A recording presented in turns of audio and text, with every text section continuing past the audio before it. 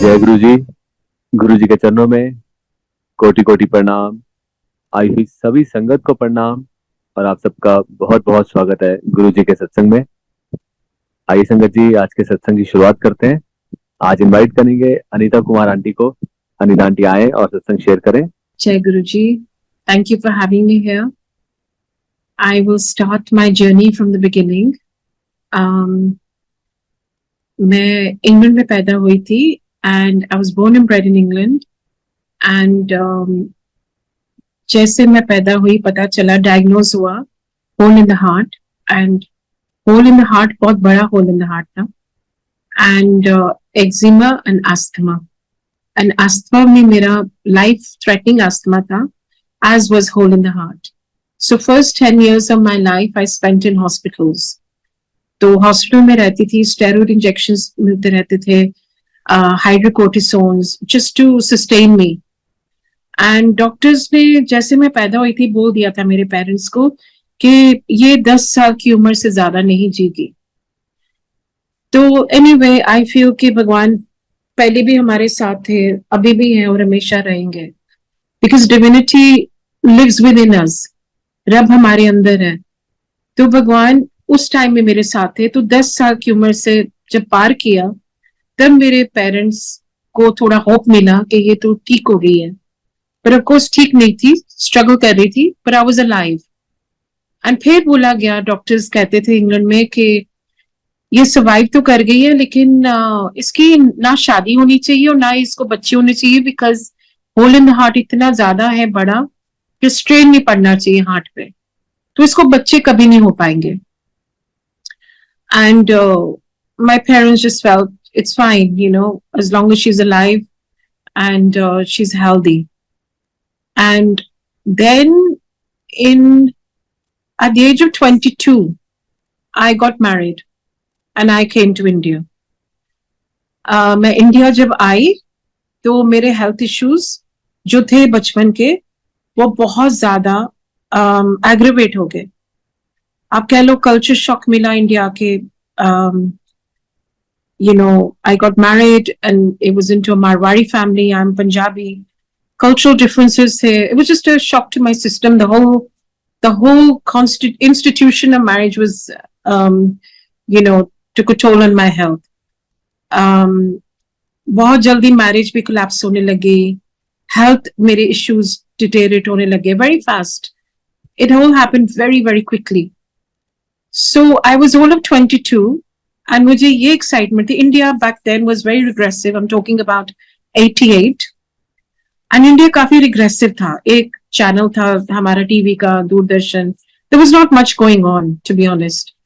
सो मैं वैसे भी एक लोनर थी, किताब पढ़ती रहती थी, म्यूजिक सुनती रहती थी अकेले बैठ के कमरे में. एंड लेकिन मेरी जो हेल्थ कंडीशंस थी, मेरी स्किन, मेरा अस्थमा, वो मुझे बहुत ज्यादा परेशान करने लगी क्योंकि मैं हर दम खारिश करती रहती थी, फेस पे भी, बॉडी पे भी. एंड हमेशा खून निकलता रहता था फेस से, बॉडी से. कुछ समझ नहीं आ रहा था. I mean it was hellish living. It was a very hellish existence. And then I got rejection even in my marriage. So there was rejection all around. I just felt very disillusioned with life. मतलब कुछ समझ नहीं आ रहा था, बिल्कुल अंधेरा आ गया था लाइफ में. एंड इसके दौरान मैंने बहुत फटाफट खोज करने लग गई, गुरु की खोज through tarot card reading, answers ढूंढने लग गई. बहुत गुरुज के पास गई, बाबाज के पास गई, पंडित्स के पास गई अपने आंसर्स ढूंढने. इस दौरान with Guru जीज grace, with God's grace, मुझे 2 बेटियां हो गई. यू नो 91 एंड 92 में 1 साल का फर्क है दोनों का. तो वो मैं पाल रही थी बच्चों को, लेकिन ऑफ कोर्स स्ट्रगल थी पालने में बिकॉज मेरी हेल्थ इश्यूज हमेशा मुझे पीछे ले जाती थी हर चीज में. एंड मैं फर्स्ट कैलीग्राफी टीचर थी, इनफैक्ट कैलीग्राफिक टीचर इन दिल्ली. अपना मन बहलाने के लिए मैंने टीचर बन गई, सिखाना शुरू कर दिया कैलीग्राफी क्योंकि मुझे लगता था उसी में मुझे कॉन्फिडेंस मिल रहा है. बहुत रिकग्निशन भी मिली, न्यूज़पेपर कवर करने लगे.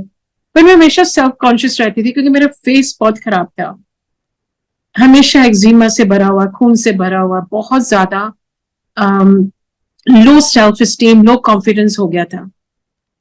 एंड देन ये जैसे जैसे मैं खोजने लग गई, तो फिर 97 में मैंने अपने आप को कहा कि कुछ बदला नहीं. 88 से 97 तक मैं अब किसी गुरु या पंडित के पास कभी नहीं जाऊंगी, क्योंकि कोई किसी का कुछ नहीं कर सकता. कोई पंडित कहता था कि 2100 दे दीजिए, 3100 दे दीजिए, हम अपनी डेस्टिनी बदल दे देंगे आपकी. लेकिन कुछ नहीं हुआ. Things just started getting worse. 97 में मेरा लाइफ थ्रेटनिंग अस्थमा अटैक जब हुआ, एवरी चेंजिंग सीजन हॉस्पिटलाइज होती थी, लेकिन 97 में बहुत खतरनाक हुआ. And I remember it very vividly. Titanic movie release हुई थी एंड मैं सिनेमा में बैठी थी एंड मेरा अस्थमा ऐसे ट्रिगर हुआ कि सांस रुक गया, लिटरली सांस रुक गया. और जो फ्रेंड्स के साथ मैं गई थी वो मुझे सीधा श्लोक ले गए. एंड दोनों डॉक्टर्स, डॉक्टर श्लोक एंड अश्विनी चोपड़ा, वो एडमिनिस्टर कर रहे थे इंजेक्शंस मेरे पे, स्टेरॉइड इंजेक्शंस, और एक दूसरे की शक्ल देख रहे थे और कह रहे थे कि ये अब नहीं बचेगी. एंड एक्चुअली जब ये उन्होंने बोला आपस में, मुझे रिलीफ मिला. अंदर से मैं खुश थी, क्योंकि उस टाइम जब आप सफर कर रहे होते हैं वो सफरिंग बहुत डीप होती है. और वो सफरिंग सिर्फ फिजिकल नहीं होती, वो साइकोलॉजिकल हो जाती है, फिजियोलॉजिकल हो जाती है. Sometimes I would get suicidal tendencies also because I was so disturbed. मतलब आप सोच नहीं सकते कॉन्ट्रास्ट उस टाइम का और आज का, बहुत शार्प कॉन्ट्रास्ट है.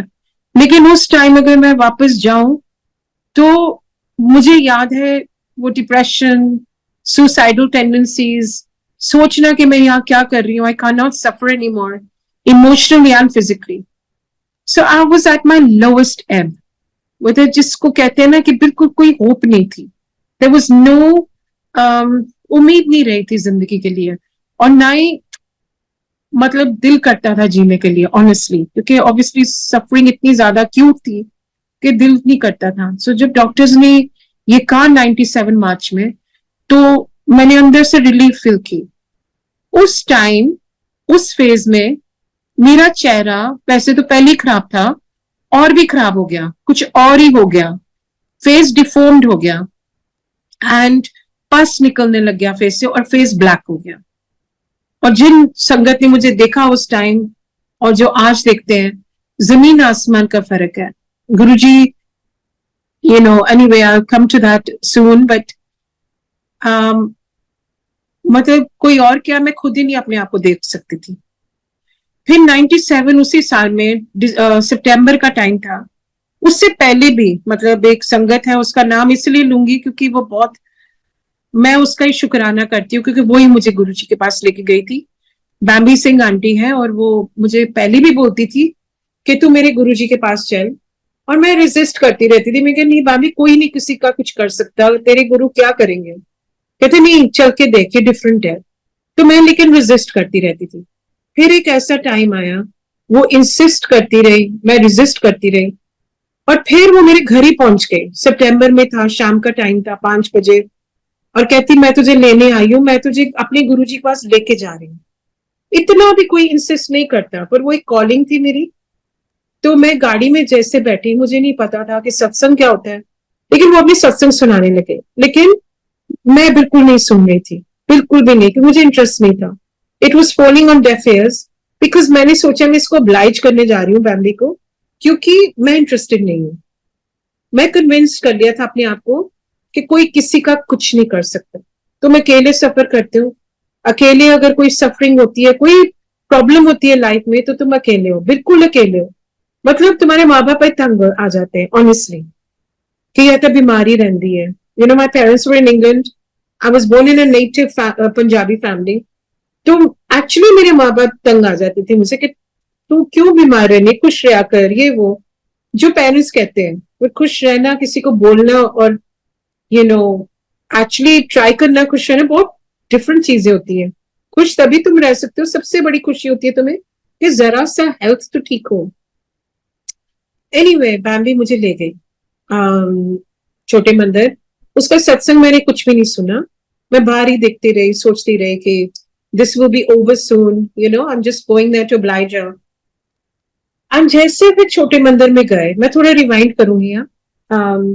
मैं जब बचपन में, क्योंकि बीमार रहती थी, बहुत किताबें पढ़ती थी, एंड 9 साल की उम्र में मेरे पेरेंट्स बहुत वरीड थे कि ये तो छोटी सी उम्र में बुक्स पढ़ रही है on philosophy, science, and I was grappling with life's truth. Buddha पे किताबें पढ़ती थी 9 साल की उम्र में।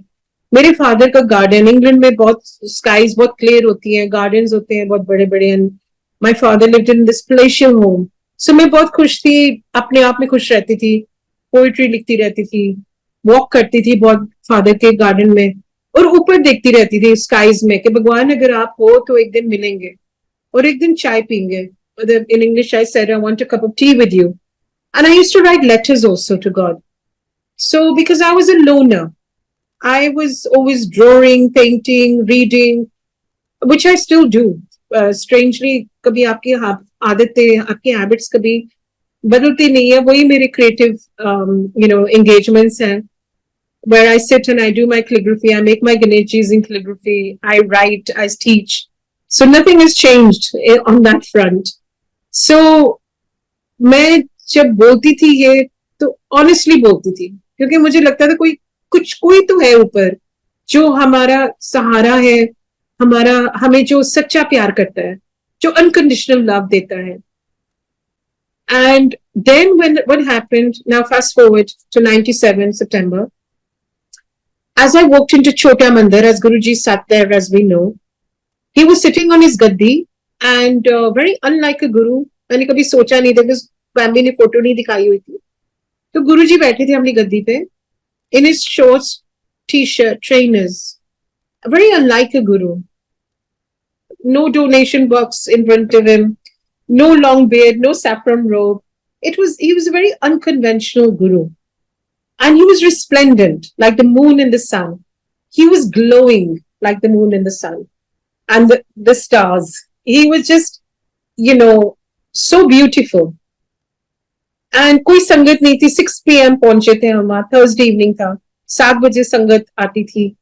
And I walked in and I smelt some, I don't know what I smelled, but it was divine fragrance. कोई कहते हैं roses के होते हैं, कोई कहते हैं flowers के होते हैं, but it was just a very unique fragrance I smelled. I thought maybe अगरबत्ती जल रही है।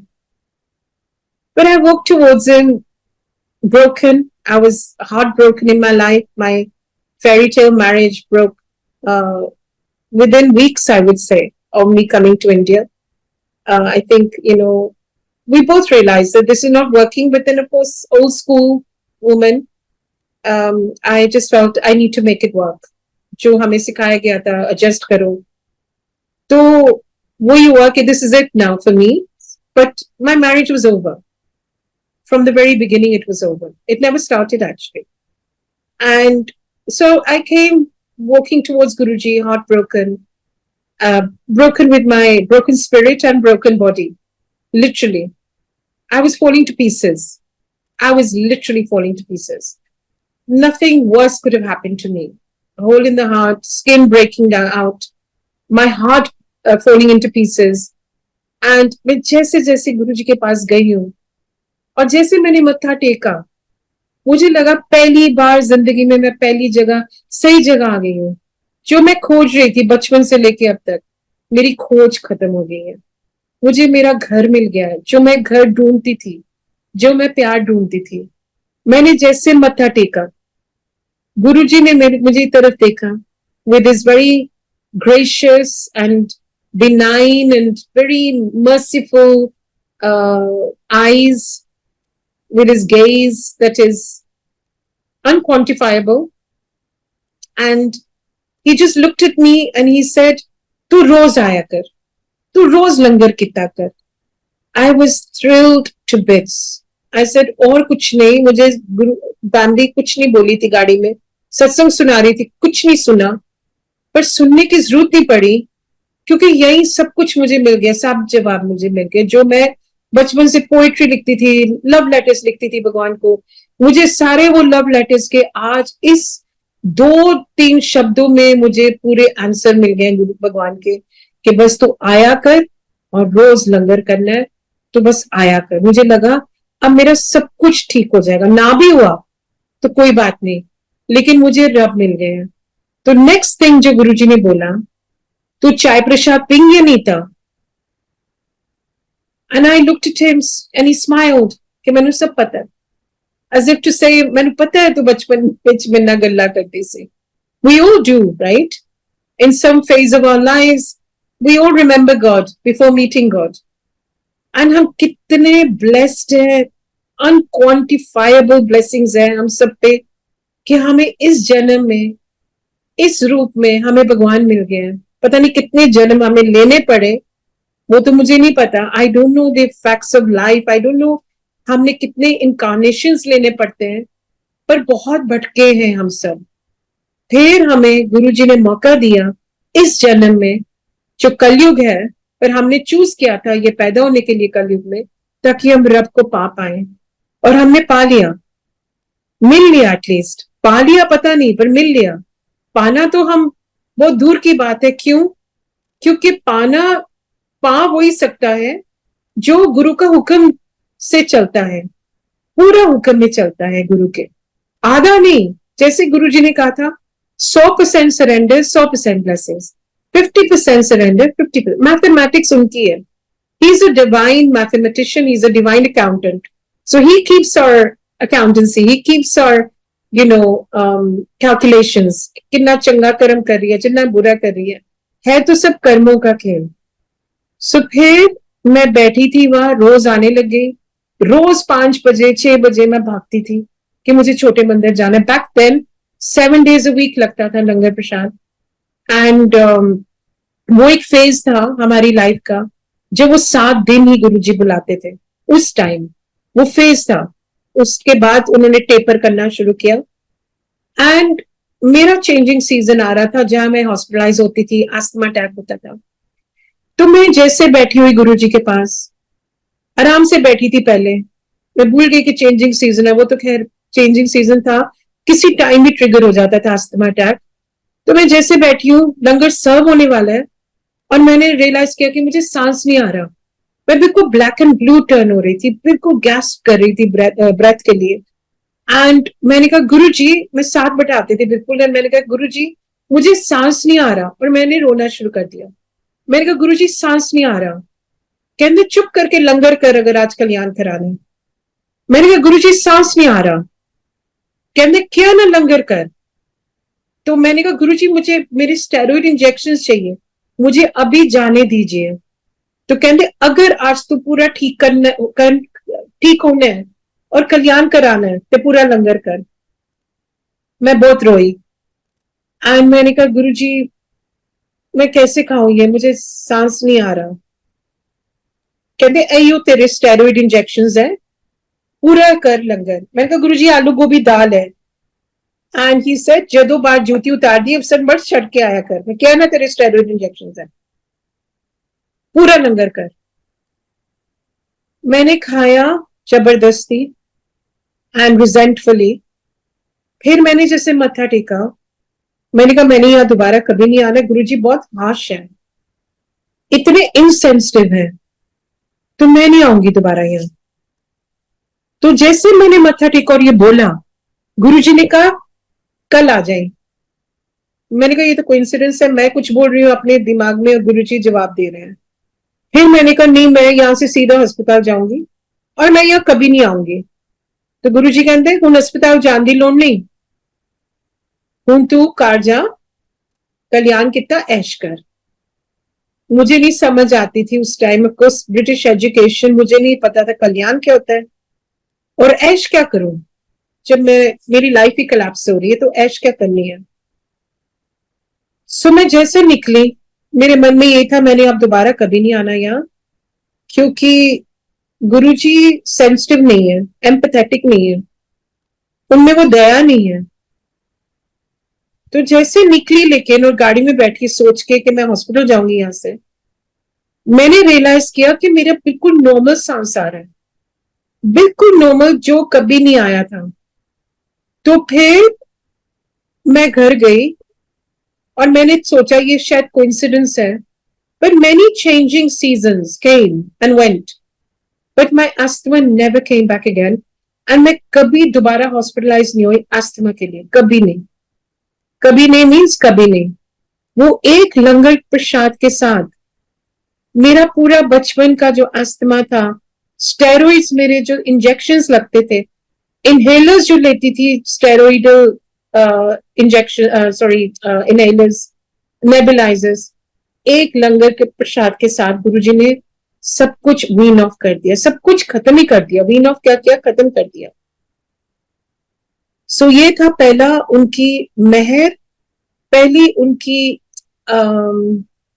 मिरेकल कह रो, पर miracle is a very small word as we know, क्योंकि गुरुजी खुद कहते थे कि चमत्कार नु नमस्कार होता है। तो नमस्कार करें तो गुरुजी का ग्रेस, उनकी मेहर को हम करें, क्योंकि मेहर क्वांटिफाइबल नहीं होती, मेजरेबल नहीं होती। हम we cannot express or articulate it in words. We cannot quantify his meher in words. ये तो tangible चीजें हैं जो हमारी लाइफ में होती है। किसी का डायबिटीज ठीक कर रहे हैं, किसी का कैंसर ठीक कर रहे हैं, किसी का कैंसर ठीक कर रहे हैं, तो गुरुजी कहते सी ना कि ए चीजा नहीं था मेरे उससे ठीक करना मामूली चीजा ने, मामूली सॉरी काम है, मामूली चीज है, तो ठीक करना मुश्किल है, तो हमने कर्म नहीं सुधारते। हम गुरुजी को मानते हैं, बट गुरुजी की नहीं मानते। बहुत बार होता है गुरुजी को मानते हैं, फिर भी अपने आप को बदलते नहीं, अपनी हैबिट्स नहीं बदलते, किसी को हार्शली बोल देते हैं। तो यही तो जुबान से हम कितने कर्म बना रहे हैं, हमें खुद ही नहीं रियलाइज होता है। जुबान से हम बहुत कर्म बनाते हैं। तो पहले तो गुरुजी कहते से एक चुप सौ सुख, कोई अगला तेन कुछ बोल भी रहा होता है तो चुप रहा है। और मैंने एक्चुअली ये सीखा गुरुजी से। आज अगर कुछ पता भी होता है, कोई गलत बोल रहा है, तो मैं चुप रहती हूँ, बिकॉज ये गुरुजी की बहुत बड़ी टीचिंग है, एक चुप सौ सुख। ऑफ कोर्स कोई कुछ बहुत गलत बोल रहा है या कर रहा है, तो naturally silence is not always golden, but you have to be discerning and be judicious. समझने में आना चाहिए, वो विजडम गुरुजी देते हैं, तो कब बोलना है कब नहीं बोलना, फजूल का नहीं बोलना। फॉलोइंग ईयर इन समर, कहते हैं ना गुरु का रस आने लग जाता है। जैसे आप आते रहते हो गुरु जी के पास और आपको शब्द गुरबानी बैठते हो सुनने के लिए, और लंगर प्रसाद आता है, हर चीज में रस है ना, एंड वो रस गुरु जी सिखा देते हैं लेना।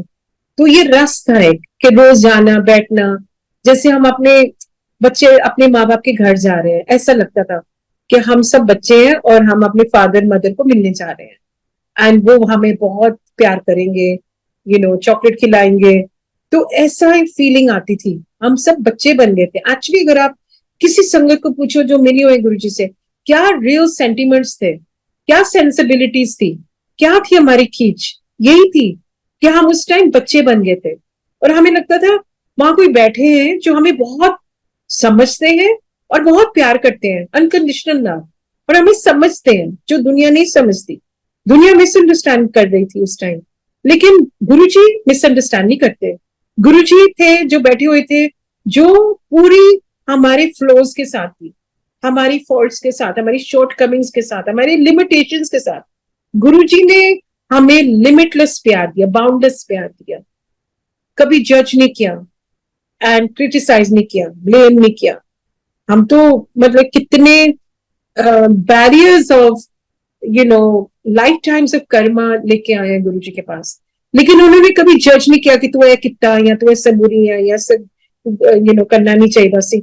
बिल्कुल कुछ नहीं कंडेम किया, जज किया, हमें हमेशा एम्ब्रेस किया, फुली एक्सेप्ट किया। और इसलिए हम बड़े खुश होते थे कि शाम को जाना है तैयार होके और गुरु जी के पास जाके बैठ जाना है। और कोई दिखावा नहीं था, सब इक्वल थे, प्लेटफॉर्म में बैठे हैं, कोई दिखावा नहीं था, कोई डायमंड ज्यादा पा रहे हैं, कोई कपड़े ज्यादा अच्छे पहन रहे हैं, बस स्मार्ट बन के आना, क्लीन बन के आना, cleanliness is next to godliness. कोई शोशा नहीं था, सिंपल। गुरुजी ने सिंपल लिविंग हाई थिंकिंग सिखाई है कि सिंपल गेट स्टाइलिश। मतलब स्टाइलिश का ये भी नहीं मतलब कि क्रिसमस ट्री कि अपना दिखावा करो, पहले लॉकर जाओ, पहले अपने डायमंड स्टिकर निकालो, फिर सत्संग जाओ, ऐसा कुछ नहीं है। रब आपकी सोल दिखता है, रब को सिर्फ आपकी सोच से मतलब है, अपने कर्मों से मतलब है कि आप अच्छा इंसान बनो। मान लो चंगा ते नलका दे पानी भी गंगा, ਤੁਸੀਂ ਚੰਗਾ ਇਨਸਾਨ ਬਣੋ ਬਸ, ਔਰ ਕੁਝ ਨਹੀਂ ਚਾਹੀਦਾ ਰੱਬ ਨੂੰ। ਰੱਬ ਕਹਿੰਦਾ ਤੁਸੀਂ ਮੈਨੂੰ ਦੇ ਕੀ ਸਕਦੇ ਹੋ? For the ocean of blessings that I give you, just give me a drop of your goodness. हम फूल चढ़ाते, फूल भी उनके ही हैं, उन्होंने ही दिए थे दुनिया को, गार्डन भी उन्होंने ही दिया था, तो ये सब कुछ उन्हीं का है। तो वो हम क्या दे सकते हैं रब को सिवाय अपनी गुड सोल, और उसके अलावा कुछ नहीं कर सकते। सो वो एफर्ट तो हमें करने हैं, because God help those who help themselves. सो मैं शॉर्ट में सुना देती हूँ क्योंकि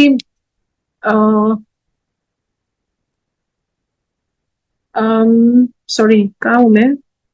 सो मैं फॉलोइंग गुरुजी ने कहा इधर आ, मैं तू श्रद्धा में पास हो गई। तो अगेन मुझे नहीं पता था ये श्रद्धा कौन है, तो लेकिन मैंने कहा मैं पास हो गई। सो मैं बड़ी खुश, मैं कहा थैंक यू गुरुजी। कहती कमली समझी तो है नहीं मैं की क्या। मैंने कहा गुरुजी मैं पास हो गई हूँ। कहना हाँ हाँ तू पास हो गई। ਤੇ ਕਹਿੰਦੇ ਤੂੰ ਪਾਸ ਹੋ ਗਈ ਹੈ, ਤੇ ਤੇਰਾ ਹੁਣ ਮੈਂ ਸਕਿਨ ਕੈਂਸਰ ਠੀਕ ਕੀਤਾ, ਔਰ ਤੂੰ ਹੁਣ ਬਾਥਰੂਮ ਦੀ ਬੱਤੀ ਨਾ ਬੰਦ ਕੀਤਾ ਕਰ ਬਾਥਰੂਮ ਜਾਣ ਤੋਂ ਪਹਿਲੇ, ਆईने ਕੋਲੋਂ ਨਾ ਘਬਰਾਇਆ ਕਰ। ਤੂੰ ਪਿਛਲੇ ਸਾਲ एस्ट्रोलॉजर को गई सी ना अनीता। मैं कहा गुरु जी, तो मैं एकदम चुप हो गई। कहता हाँ हाँ दस ना, तू एस्ट्रोलॉजर को तो बड़ा गई है, तो बड़ा भटक के मेरे को आई है, तो बड़े एस्ट्रोलॉजर गुरु बाबा पंडित को भटक के आई है, हूं सही जगह तेन पता है ना तू आ गई है, ते दस तेरा एस्ट्रोलॉजर ने की क्या सी। मैं कहा गुरु जी उसने कहा था कि, कहते हाँ उन्हें क्या सी ना कि तेरी कोई लाइफ नहीं दिसंबर 97 के बाद उन्हें बिल्कुल सही किया सी। हूं दस कौन मरदा, तेरा एस्ट्रोलॉजर या तेरा गुरु। तो मैंने कहा गुरु जी, कहते हाँ इस करके मैं कहना जो इतने आ जा दो 100% सरेंडर करो, इधर उधर जान की लोड़ नहीं है। जो इतने आ जाते हो इतने सब कुछ इतने ही है। एंड फिर उन्होंने कहा कि तेनू मैं नवी जिंदगी देती है, हुण अगे समझ आएगी क्यों देती है। And with in weeks my skin clear with the langar Prasad and उनका ओरा, गुरबानी सुनने से जो मुझे बिल्कुल भी नहीं समझ आती थी उस टाइम। तो मैं कहती थी गुरु जी मैनू गुरबानी समझ नहीं आती, तो कहते सुनिया कर बस, समझ नू तो मैं क्या ही नहीं, सुनिया कर, वाइब्रेशंस सोल नू सब समझ आता है, तो वाइब्रेशंस तेनू हील करती है, लंगर हील करता है, इत्थे बैठन नाल सत्संग विच बैठन नाल हीलिंग होंदी है, ते आया कर बस। तो उस टाइम फिर उसके बाद जब मेरा स्किन कैंसर ठीक हो गया, तो 2 साल बाद फिर उन्होंने अपने आप ही 7 दिन से 5 दिन करना शुरू कर दिया, 5 दिन से 4 दिन करना शुरू कर दिया, फिर उन्होंने दिन रखने शुरू कर दिए संगत के। तो ऐसे होता गया, लेकिन क्योंकि संगत बढ़ती गई और हमारी जर्नी स्पिरिचुअल जर्नी जो है कंटिन्यू होती गई। स्पिरिचुअल जर्नी क्या होती है कि हमारे पहले अंदर से जो हमारे वैर होते हैं वो कम होते रहते हैं, काम क्रोध लोभ मोह अहंकार। मैं बहुत रिएक्टिव थी जब मेरी शादी हुई, naturally different country, different what do you call it, different customs, different culture. So पहले मैं बहुत रिएक्ट करती थी कि मेरे साथ ये हुआ क्या, नेचुरली रिएक्ट करती थी क्योंकि मेरा हेल्थ भी ठीक नहीं थी। फिर at the age of 31 steroids ले लेके मुझे कैटरैक्ट हो गया 31 की उम्र में, एंड मुझे पता नहीं था कैटरैक्ट क्या होता है, तो मुझे सिर्फ दिखना बंद हो गया था। तो डॉक्टर ने बहुत जल्दी से फटाफट मतलब अचानक ही मैं चली गई थी ऑप्टिशियन के पास, उसने कहा आपने बहुत लंबा छोड़ दिया, ब्लाइंड हो सकते थे। तो कैटरैक्ट फिर उसने सर्जरी की एंड दोनों आंखों में, एंड ऐसे मेरे health issues was always a challenge. And even after Guruji left his body, before he left 1 week before he said तेरी सेवा तो सत्संग किया कर, जगह जगह जाएंगे और सत्संग करेंगे। सो आई सेड गुरुजी मुझे तो सो लिटिल रिवाइंड अगेन, जब मेरा स्किन कैंसर ठीक किया तो गुरुजी ने कहा खड़े होके सुना लो कर लो किस्सा मैं तेरा स्किन कैंसर ठीक किया। तो मुझे पब्लिक स्पीकिंग बिल्कुल नहीं आती थी, बिल्कुल कॉन्फिडेंस नहीं था मेरे अंदर। तो मैं खड़ी होके 2 सेकंड में बोल दिया गुरुजी ने ठीक कर दिया, और मैं बैठ गई। तो गुरुजी कहते लैक कम नहीं है, तो तेन सत्संग में नहीं करना आता। मैं कहा नहीं गुरुजी आता है, मुझे कभी ना करवाना। तो स्माइल करने लगे। 1 हफ्ता उनके जाने से पहले, मतलब फिजिकल जाने से पहले, कहते हैं कि नीता तेरी सेवा तो सत्संग किया कर। सो ऐसे गुरुजी लेकिन आपने तो बोला था मुझे सत्संग करना नहीं आता। तो कहते तू थोड़ी ना करेंगी, मैं करांगा, तू सिर्फ खड़ी हुई। तो ऐसे गुरुजी हमारे सत्संग सॉरी हमारी सेवा टेक ओवर करते हैं, ब्लेस करते हैं. He really blesses every aspect, every fragment of our beings. I think he changes us, he transforms us. Guruji is transformative. He transforms each one of us gradually. But we need to be open to receiving. We need to be open to want to change for the better. So when we leave everything in his capable hands, then we see his hands in every aspect of our lives. कहने से ना एक बार मेरा सत्संग था glow का. I think मुझे पता नहीं मैं कितना टाइम ले रही हूँ, कितना टाइम है मेरे पास, कुछ इंडिकेशन मिल जाती. मैं ग्लो का सुना देती हूँ. Aunty we have lots of time, आप शेयर कर सकते हैं. ओके सो मैं गुरुजी हमेशा कहते से 7 बजे आया कर जब सत्संग शुरू होता है. तो मैं कभी 5 बजे पहुंच जाना छोटे मंदिर, कभी 6 बजे, क्योंकि मैं बहुत, मेरी एपेटाइट फॉर लव बहुत ज्यादा थी. तो मुझे था कि गुरुजी बुला लेंगे अंदर, एंड बुला भी लेते थे, इतने ग्रेशियस थे एंड ग्रेशियस है. एंड एक बार मैं गई जल्दी 5 बजे, तो एक लेडी बैठी थी अंदर. ये मैं आपको इलिस्ट्रेट करने की कोशिश कर रही हूँ कि गुरुजी आज भी हमारी बातें सुनते हैं, चाहे हम घर में कर रहे हैं, चाहे रेस्टोरेंट में कर रहे हैं, कहीं भी हो. तो उस आफ्टरनून में मेरी एक फ्रेंड आई थी घर, और मैं गुरुजी की बातें कर रही थी, और फिर चाय मंगवाई जो हमारे लिए अब चाय पेशाब हो गया, और वो जूठा उसने गुरुजी के स्वरूप के आगे रख दिया. और मैं बहुत ऑफेंडेड हो गई, और मैंने कहा गुरुजी के आगे जूठा नहीं रखते. चलो बात खत्म हो गई. बैक देन इतनी संगत होती नहीं थी, एंड हम गुरुजी के बारे में बात नहीं करते थे ज्यादा, क्योंकि लोग रिसेप्टिव नहीं थे. एंड उस शाम को मैं जल्दी आ गई गुरुजी के पास, और गुरुजी ने अपने कमरे में बुला लिया, जहाँ एक लेडी बैठी थी पाकिस्तान से, और बहुत खूबसूरत थी, और गुरुजी के पांव दबा रही थी, चरण दबा रही थी. एंड साइलेंस था, 3 जने थे हम. गुरुजी अपनी गद्दी पे बैठे, और वो लेडी पांव दबा रही थी, और मैं थोड़ा दूर होके बैठ के थी, और मेरा ध्यान सिर्फ गुरुजी पे बिल्कुल भी नहीं था, वो लेडी पे था कि वो कितनी सुंदर है, उसका ग्लो. क्योंकि मुझे हमेशा स्किन इश्यूज रही है, तो मैं बहुत एडमायर करी थी वो लेडी को, और आंख मैं उसकी तरफ देखती गई एंड एडमायर करती गई, और दिल ही मन सोचती रही कि उसकी ग्लो कितनी अच्छी है, काश मेरे पास भी ऐसी ग्लो थी, वो बहुत सुंदर है, मैं भी इतना सुंदर बनना चाहती हूँ, ग्लो चाहिए, ग्लो चाहिए. एनीवे ये डायलॉग चलता गया रेडियो की तरह मेरे अंदर. और गुरुजी, वो मैं तीनों वर्बली साइलेंट थे कमरे में, बिल्कुल पिन ड्रॉप साइलेंस था. एकदम गुरुजी ब्रेक करते हैं वो साइलेंस, और कहते हैं अनीता चाय प्रसाद मंगवा, बस स्माइल करके.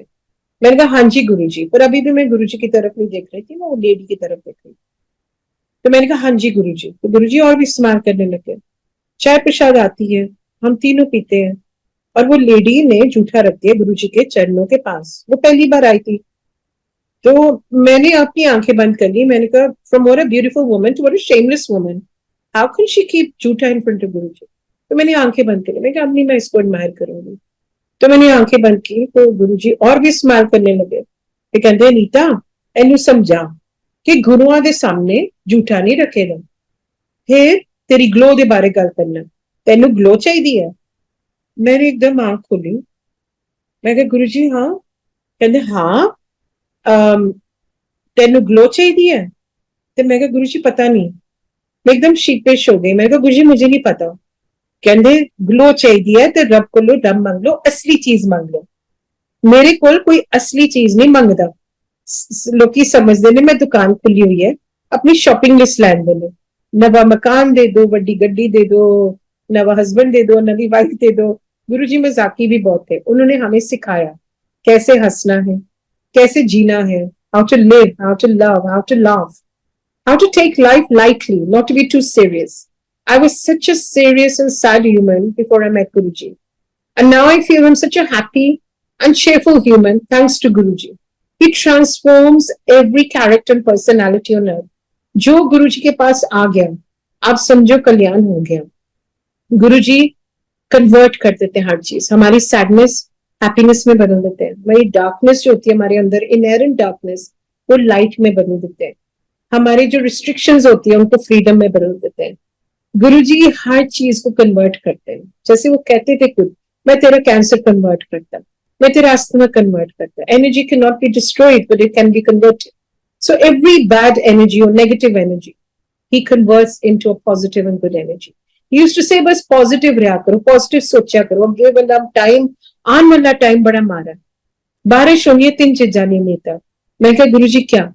तो कहते बारिश होनी है डिप्रेशन दी, कैंसर दी, डिवोर्स दी। मैं क्या गुरु जी ये तो इंग्लैंड में होता है जहां से मैं आई हूँ, इंडिया में तो ऐसे कभी नहीं सुना, ना डिप्रेशन कभी इंडिया में सुना, बैक देन ऑफ कोर्स नहीं सुना, ना कैंसर कभी सुना है गुरु जी, और ना ही डिप्रेशन कभी सुना।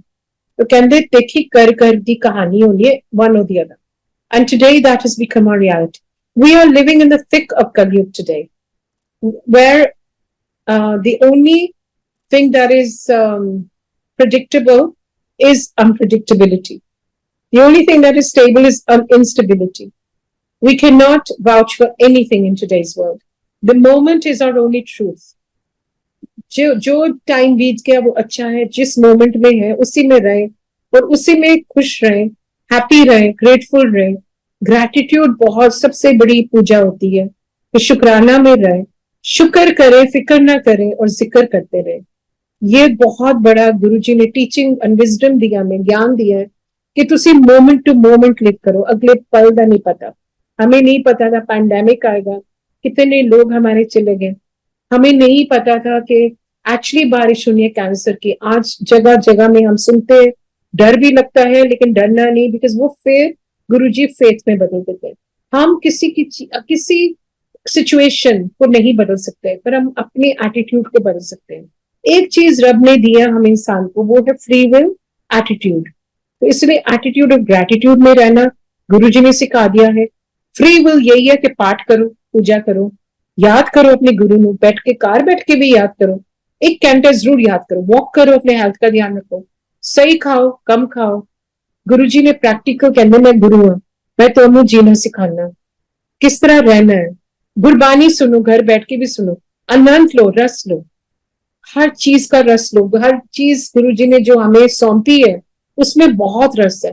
गुरुजी कहते अनीता हर चीज विच रस है, शॉपिंग विच रस है, ट्रैवल में रस है, पर जरा ए रस है ना, ए बड़ी दूर तक जाता है, रब दा रस जो।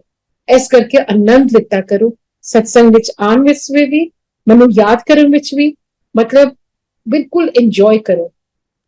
Feel elated, feel that joy in your heart. When we remember Guruji, our heart is truly full, because वो empty होने नहीं देते। Our glass is overflowing with blessings. हमें हमेशा देखना चाहिए कि हमारे पास क्या है, क्या वो नहीं, जो नहीं है वो नहीं, पर वो देखो जो है, क्योंकि जो है वो बहुत कुछ है। सो गुरुजी ने हमेशा कहा कि अच्छी संगत में बैठो, क्योंकि जैसी संगत वैसी रंगत, एक चुप 100 सुख, मेवे नु फल लगदा। कई टीचिंग्स हैं गुरुजी की जो प्रैक्टिकल है, एप्लीकेबल है, उनको इम्प्लीमेंट करना है, उनको एम्ब्रेस करना है। एंड बाकी it's very hard to encapsulate his blessings in a few words. Words are not enough, they fall short. But एक इमोशन है गुरुजी, गुरुजी एक एहसास है और हमारी हर सांस में है। और बस हमें यही मांगना चाहिए, अगर कुछ मांगना भी है कि गुरुजी अपने चरणों में रखना। जब हम उनके चरणों में बैठते हैं और वो हमें रखते हैं अपने चरणों में, then let him navigate our lives. Let him lead the way. He knows far better than we do. His timing is far superior than us. His navigation is far more superior than us. जब हम अपनी life को उनके capable hands में छोड़ देते हैं तो वो हमें कभी नहीं छोड़ते। उनका हाथ हम देखते हैं in every aspect of our life. वो जो ग्लो कहते थे, वो ग्लो आ जाती है हर एस्पेक्ट, हर फैसेट ऑफ आवर बीइंग। हमारे फाइनेंसेस में, हमारी पर्सनालिटी में ग्लो आ जाती है। वो ग्लो आ जाती है, सिर्फ कॉस्मेटिक नहीं होती, वो ग्लो हमारी रिलेशनशिप्स में आ जाती है। मुझे याद है, मुझे बहुत स्ट्रगल होती थी अपने पर्सनल रिलेशनशिप्स में, हमेशा मैं मिसअंडरस्टूड थी। लेकिन आज वो ही रिलेशनशिप्स मेरी कदर करते हैं, प्यार करते हैं, वो ग्लो आ गई है मेरे रिलेशनशिप्स में, whether it's personal relationships or whether it's social relationships. Now people's perceptions change. जब उनकी मेहर होती है ना, तो वो हर चीज में मेहर होती है। लोगों की जो आपको देखने की वो परसेप्शन होती है वो बदल जाती है। सब कुछ बदल जाता है बहुत अच्छे के लिए। तो इसलिए गुरु जी को मानो, की भी मानो, गुरु जी को प्यार करो, be God loving, never God fearing। रब को डरे दा थोड़ी ना, गुरु जी कहते रब ਨੂੰ सिर्फ प्यार करे दा, गॉड इज लव। और रब ਨੂੰ ਤੁਹਾਡੇ ਕੋਲੋਂ ਕੀ ਜ਼ਰੂਰਤ है, सिर्फ प्यार जरूरत है। चंगा अच्छा इंसान बनो और प्यार करते रहो। बहुत सिंप्लीफाई कर दिया गुरु जी ने हमारा रिलीजन को, और ideologies, religious philosophies, he simplified living our lives, simple living, high thinking. This is it. This is the essence of Guruji and his teachings. And the rest is ongoing journey with him. And it's a beautiful journey. There are no complaints, only shukrana, only gratitude. So thank you for enabling me to share and inviting me on this beautiful platform that you created for the entire world. So I cannot thank you enough. And there's many more volumes, but at least we're all in the same library, reading the same book. पर volumes बहुत हैं, सबकी volumes हैं, I'm sure. ये कहानी कभी खत्म नहीं होगी। तो जय गुरु जी, थैंक यू सो मच।